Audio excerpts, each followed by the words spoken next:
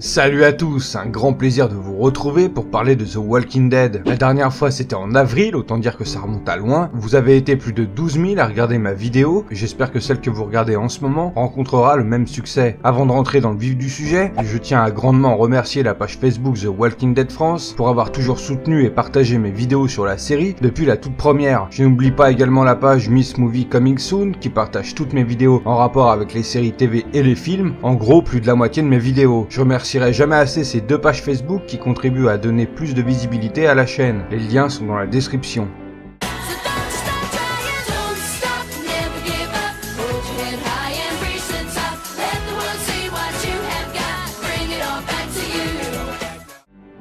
Comme à mon habitude avec les hors-séries 100% spoiler, je vais aborder plusieurs points que je considère comme étant les plus importants et pertinents. Cette fois, je vais en aborder 10 et je vais pas perdre de temps avec un bon gros paragraphe d'introduction. Je vous donnerai mon avis global sur cette première moitié de saison en fin de vidéo.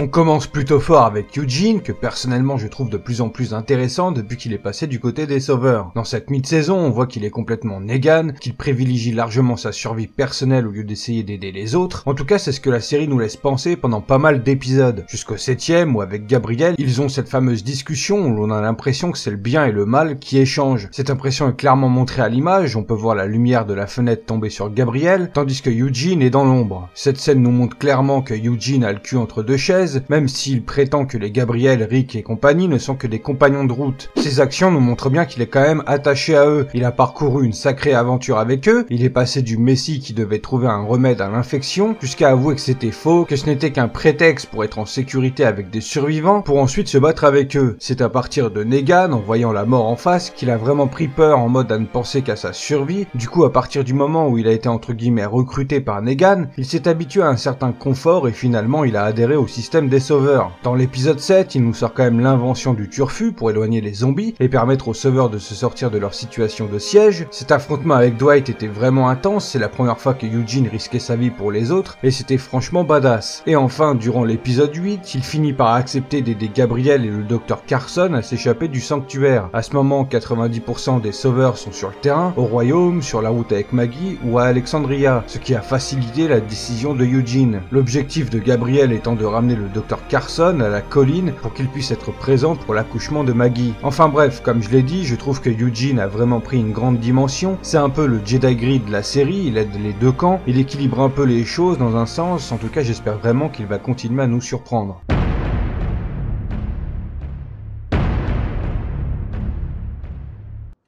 Les Garbage Kids sur cette moitié de saison sont inexistants. On les avait quittés en fin de saison 7 où ils avaient trahi Rick pour ensuite fuir comme des lâches sans vraiment aider les sauveurs. Je commence à avoir un gros problème avec cette pseudo-communauté parce qu'en fait Jadis est la première à dire qu'ils ne se fatiguent pas, qu'ils prennent tout simplement. Sauf que depuis qu'ils sont en relation avec Rick ou avec Negan, ils se fatiguent pour absolument rien en fait. Ok, Rick leur a donné des armes en saison 7, mais c'est tout. En termes de nourriture, de vivres, ils ont rien obtenu pour le moment. On les voit 2 fois en mi-saison 8 et qu'est-ce qu'ils font? Ils ont foutu Rick à poil, ils l'ont pris en photo, ils veulent sculpter à partir de son corps et après s'être fait littéralement bolosser par Rick, ils acceptent de lui prêter main forte au sanctuaire pour finalement fuir comme des rats d'égout au premier coup de feu. C'est quand même bizarre, non? Moi je me suis dit que Jadis allait certainement vendre Rick à Negan contre des armes et des vivres par exemple, mais pas fuir pour rien. La seule explication selon moi c'est qu'ils attendent vraiment, mais alors vraiment comme des rapaces que tout le monde s'entretue, se foutent sur la gueule pour qu'une fois que toutes les communautés soient affaiblies, ils viennent se servir sans se fatiguer comme ils le disent. On serait à un niveau extrême de malice, pourquoi pas? Dans ce cas, en supposant que la deuxième moitié de saison nous montre la fin de la guerre contre Negan, selon les circonstances, les Garbage Kids pourront enfin commencer à faire quelque chose d'intéressant. Ce qui me pousse à continuer de croire en ma petite théorie qui veut que les chuchoteurs, une communauté existant dans les comics mais non présente pour le moment dans la série, soit en fait l'évolution des Garbage Kids. En effet, pour ceux qui n'auraient pas vu ma dernière vidéo sur The Walking Dead, Jadis insiste bien sur le fait que les Garbage Kids vont devoir bientôt évoluer, ce qui pourrait signifier changer de mode de vie ou évoluer leur mode de vie, leur façon de faire. Et bien comme je commençais à le dire plus tôt, c'est que pour moi c'est une évidence dans le sens où pourquoi la série continue d'insister sur la présence de cette communauté alors qu'ils ont abandonné les Wolves par exemple. Je trouverais ça vraiment gros de nous avoir inventé 2 nouvelles communautés alors qu'elles n'existent pas dans les comics. Une ça va, mais 2 c'est vraiment prendre beaucoup de liberté. Donc voilà, j'espère vraiment que les Garbage Kids vont commencer à se bouger réellement parce que pour le moment ils sont là uniquement pour du remplissage.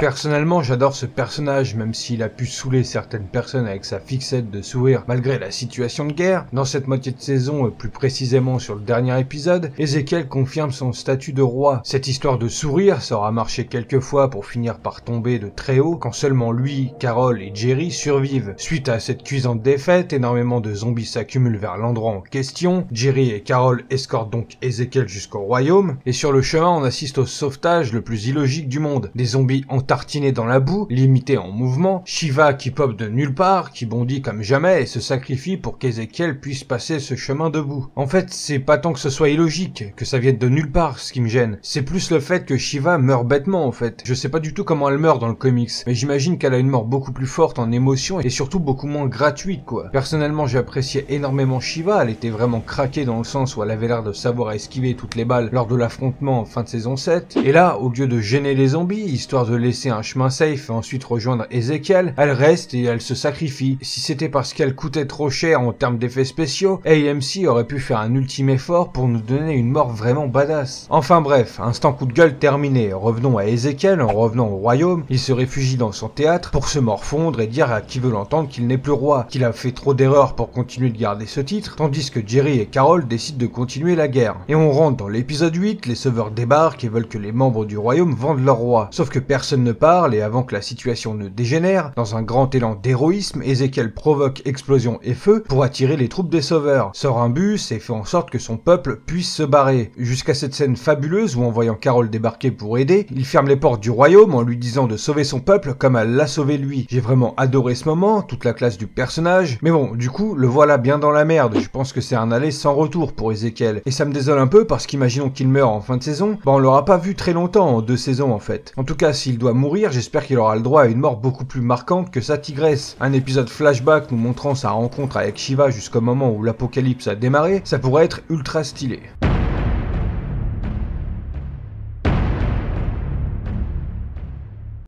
Morgan sera donc le premier personnage crossover entre les 2 séries Walking Dead. Je trouve l'idée vachement cool, mais j'ai peur de la réalisation en fait. À ma connaissance, aucune info officielle en dit plus. On sait que ça va avoir lieu, mais quand, comment? Est-ce que le crossover aura lieu dans les 2 séries, sous forme d'un épisode chacun? Bon, personnellement, je vois plus Morgan intervenir durant la saison 4 de Fear. Beaucoup plus logique niveau timeline selon moi. Du coup, je me demande bien à quel stade Morgan sera lors de ce crossover, parce qu'on peut très bien avoir un Morgan normal, on va dire, comme on peut l'avoir en mode fou comme dans la saison 3 de The Walking Dead. Je le vois bien avant sa phase de folie, en mode son fils est encore vivant et on verrait comment ce dernier est mort, ou alors très peu de temps après la mort de son fils. J'ai vraiment hâte de voir ça. Revenons donc à The Walking Dead. Morgan a beaucoup changé depuis la saison 6 et 7. Comme je l'avais dit dans ma toute première vidéo sur la série, Morgan ne voulait pas attaquer les sauveurs parce qu'il savait très bien ce qu'il allait en découler, et il avait totalement raison sur toute la ligne. Le problème c'est que ça l'a atteint énormément malgré lui. On voit qu'il est vraiment dans un combat intérieur très dur. On a pu remarquer que ces moments de folie refont un peu surface durant son altercation avec Jésus. Je trouve Morgan vraiment fascinant, il est conscient d'être dans le déni, de ne pas être dans le réel, et il essaye vraiment de garder les pieds sur terre malgré la situation très pesante pour lui. On n'a aucune idée de tout ce qu'il a pu endurer durant sa phase de survie solitaire ou avec son fils. On a une petite idée durant la saison 3, mais pas plus. J'aimais bien son délire de rédemption, son credo qui dit que toute vie est précieuse, sachant qu'il a été sauvé grâce à cette philosophie. Je trouve qu'il avait vraiment tout pour être l'un des personnages les plus intéressants avec Negan. Et finalement, je suis plutôt déçu de ce que AMC en fait. C'est devenu un espèce de soldat qui perd pied à cause de la guerre, et c'est dommage franchement, Morgan est un de mes personnages préférés. C'est le premier survivant que Rick croise quoi. Il compte beaucoup pour moi ce personnage. J'espère qu'il va évoluer en bien et renouer avec sa façon de penser qu'il avait en arrivant à Alexandria en saison 6.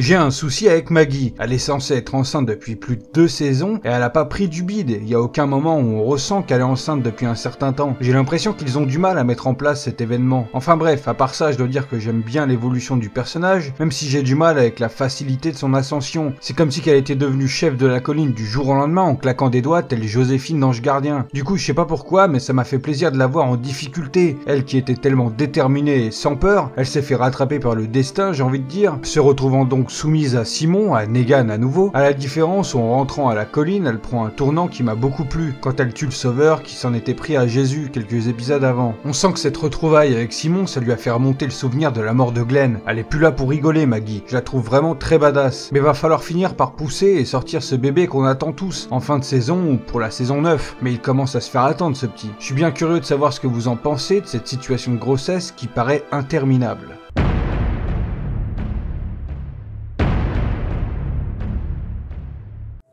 Mon avis sur Dwight n'a pas vraiment changé depuis la fin de saison 7, j'aime toujours autant ce personnage et encore plus maintenant étant donné qu'il a officiellement rejoint le camp de Rick. Et le moins qu'on puisse dire avec le trailer du prochain épisode, c'est qu'il prend déjà les choses en main, ça se voit qu'il est autant voire plus motivé que la majorité du groupe de Rick. J'ai très envie de voir sa prochaine confrontation avec Negan, ça risque d'être vraiment intéressant et drôle à voir. J'ai bien apprécié le fait que Daryl reprenne son plastron à Dwight, je trouve que ça enlève cet effet miroir entre les deux personnages que je trouvais flagrant en saison 7. Je suis très confiant pour la suite avec Dwight, j'ai vraiment envie de voir comment il va s'intégrer dans le groupe sur le long terme.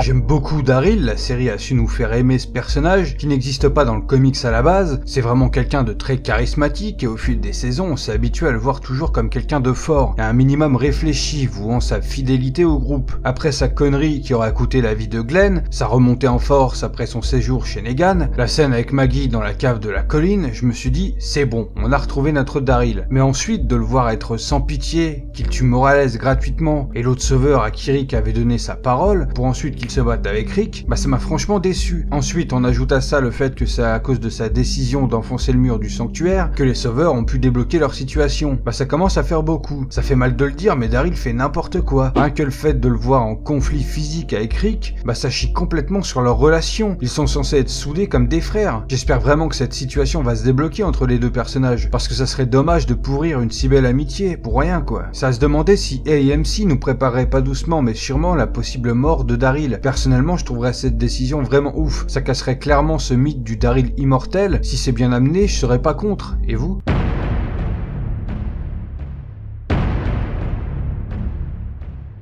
Alors Rick nous avait offert une putain d'évolution en saison 7, et là durant cette moitié de saison 8, je trouve qu'on est dans cette continuité. Il va même jusqu'à vouloir pardonner certains sauveurs, les épargner. On le voit clairement durant l'épisode avec Daryl, où ce dernier tue Morales gratos. Un peu comme Jésus, Rick ne veut plus avoir à tuer les sauveurs gratuitement comparé aux saisons dernières. Étant donné que ces derniers étaient dans une phase de siège, si Daryl avait écouté Rick, ils auraient très bien pu faire en sorte que Negan se rende. Je dis pas que ça aurait été facile, qu'il se serait laissé faire gentiment, mais ça aurait clairement pu limiter les pertes humaines. Tout ça pour dire qu'on a une vraie remise en question de Rick, et malheureusement avec ce dernier épisode et le teaser du prochain, j'ai l'impression qu'il va retomber dans une espèce de folie meurtrière, où il faudra surtout pas se mettre en travers de son chemin. Perdre Carl, ça va vraiment le faire retomber à cet état d'esprit qu'il avait en saison 6, en mode soit c'est nous, soit c'est eux. J'espère me tromper, mais si c'est le cas, c'est vraiment con de nous avoir fait évoluer autant le personnage, pour finalement nous le faire retomber à un état d'esprit qu'il avait 2 saisons plus tôt. En ce qui concerne la phase où on le voit vieilli dans le premier épisode, je trouve cette scène vraiment inutile maintenant, puisque finalement elle n'est pas rattachée à un événement. Durant le premier épisode, on avait 3 phases. Celle du présent, une autre où on voyait clairement Rick au fond du gouffre, devant une scène qu'on imagine très tragique, certainement la mort d'un personnage principal, et cette fameuse phase dans le futur. Tout ça nous teasait vraiment un grand événement, une grosse mort, et finalement Carl meurt, genre Carl quoi, son fils, et en fait on se rend compte que tout ce délire n'est pas du tout en rapport avec la mort de Carl. Du coup je me demande vraiment à quoi cette phase va servir, et surtout pour quelle perte, pour quelle occasion. Est-ce que la mort de Carl était prévue au moment où ils ont tourné ça? Je sais pas. En tout cas, si on revoit pas ce moment revenir dans la deuxième partie de saison, ça aurait vraiment aucun sens, si ce n'est de faire parler les gens et théoriser, histoire de relancer l'intérêt pour la série.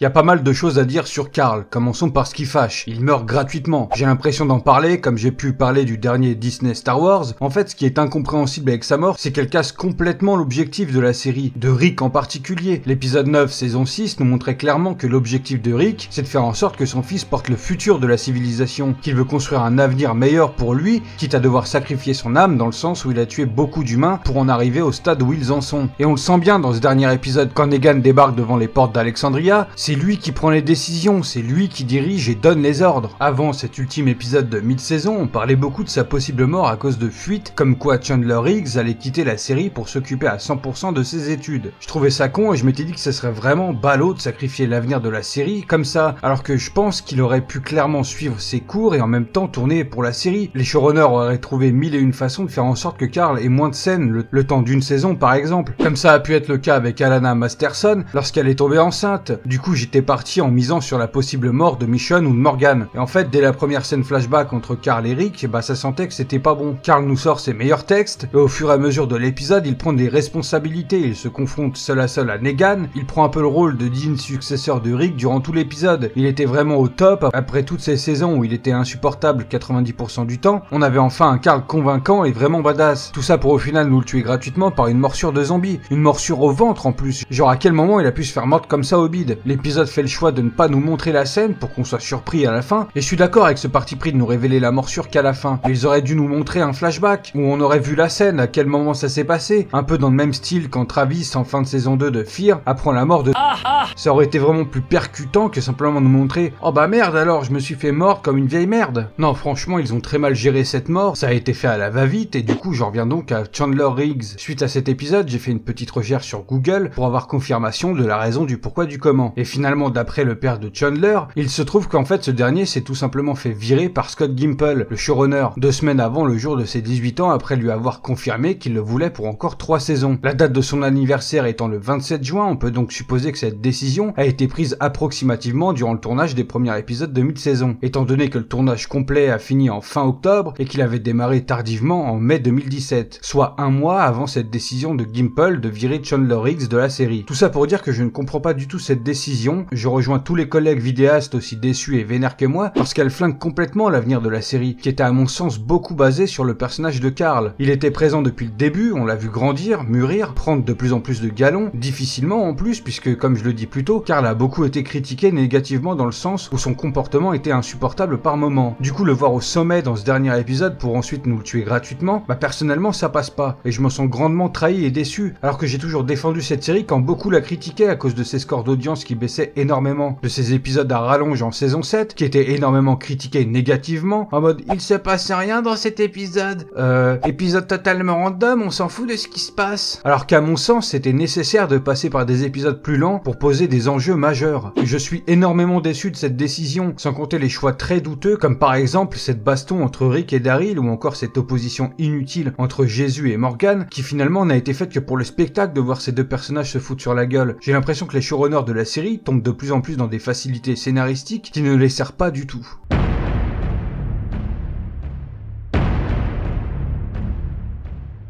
Negan contre-attaque. Et c'est peu de le dire, en effet après la fin de saison 7, où l'on a pu constater le premier échec des Sauveurs, et ce début de saison 8, on a clairement vu un Negan dos au mur, dépassé par les événements malgré son alliance avec les Garbage Kids, qui comme je l'avais dit dans ma dernière vidéo, fut très brève et sans continuité, puisque durant cette première partie de saison, on a bien vu que les Garbage Kids en avaient rien à branler de la situation des Sauveurs. Du coup, après toutes ces difficultés, l'aide de Eugene et indirectement de Daryl, on peut clairement parler de contre-attaque, ce qui fait que mon titre de vidéo n'est pas entièrement putaclic puisque je vous parle bel et bien de contre-attaque. Ceux qui suivent mes vidéos depuis un an savent à quel point j'adore le personnage. Ça se voit un peu, hein, chaque vidéo sur la série, il y a Negan dans le titre. Du coup, une fois de plus, j'ai beaucoup aimé Negan durant cette moitié de saison 8. J'ai vraiment aimé le voir en difficulté, notamment durant l'épisode où il est piégé avec Gabriel autour de la horde de zombies. C'est d'ailleurs durant cet épisode, suite à la demande de Gabriel, que Negan va se livrer et nous parler enfin de son passé. C'est toujours un peu flou, mais pour ceux qui n'ont jamais lu un seul comics, bah c'est quand même une belle avancée. Enfin bref, dans ce même épisode, si je dis pas de bêtises, on suit beaucoup la situation au sanctuaire, avec les secondes Negan qui pensent que ce dernier est possiblement mort. On remarque clairement la discorde, le début de beaucoup de tensions sans la présence de leur chef. Quand justement Negan et Gabriel rentrent au sanctuaire, les habitants du sanctuaire, les ouvriers, les sauveurs, ces généraux, tout ce beau monde allait partir en baston général. Et c'est uniquement et seulement grâce au retour de Negan qu'absolument tout le monde s'est arrêté, s'inclinant devant Negan exactement comme le ferait un peuple devant son roi. Sa présence suffit largement à rassurer les gens alors qu'ils vivent une situation de crise extrême. Et je pense que c'est à ce moment moment-là que Gabriel comprend, tout comme nous qui regardons notre épisode, que Negan est irremplaçable et est clairement la personne qui maintient l'ordre au sein des Sauveurs. Cette histoire me fait revenir à ce que je disais sur ma toute première vidéo,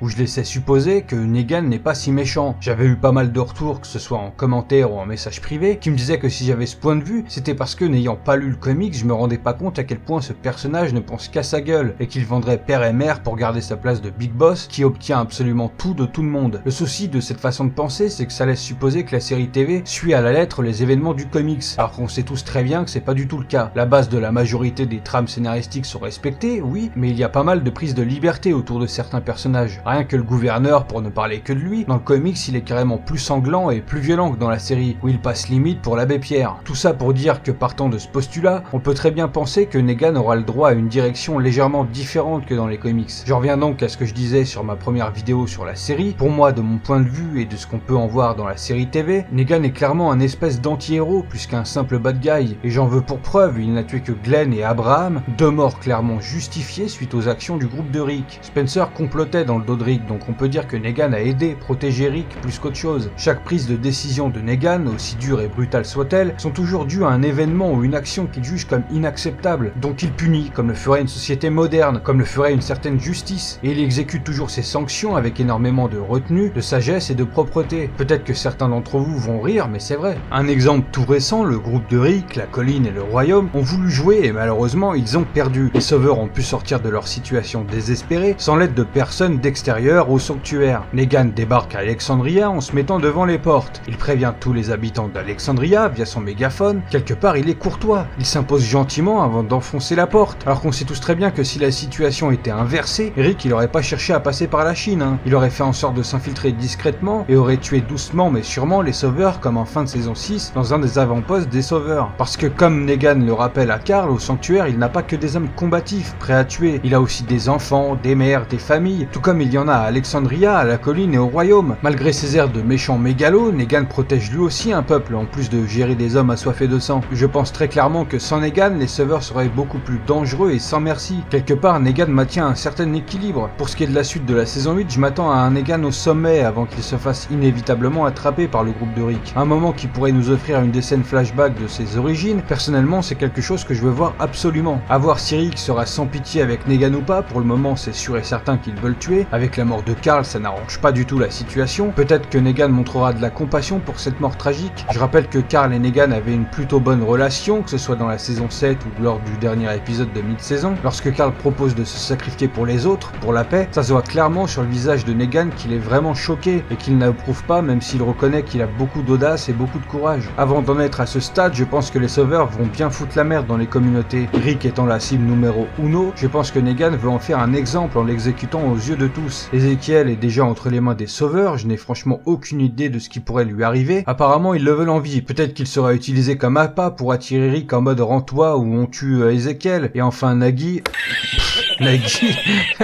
Et enfin Maggie a décidé de coopérer, donc je pense qu'elle est hors de danger. Je me souviens que beaucoup de personnes s'attendaient à la mort de Negan en fin de saison 7. Peut-être que ces mêmes personnes attendent sa mort en fin de saison 8, mais je vous le dis tout de suite, Negan n'est pas prêt de mourir. Ça arrivera forcément. Personnellement, je dirais que ça se passerait plutôt durant la dernière saison de la série, étant donné que Gimple avait entre guillemets promis à Chandler X de le garder encore 3 saisons. Admettons qu'il comptait également la saison 8, je dirais qu'on est parti pour une série avec 10 saisons au total, ce qui est somme toute relativement honnête pour une aussi grosse série que The Walking Dead.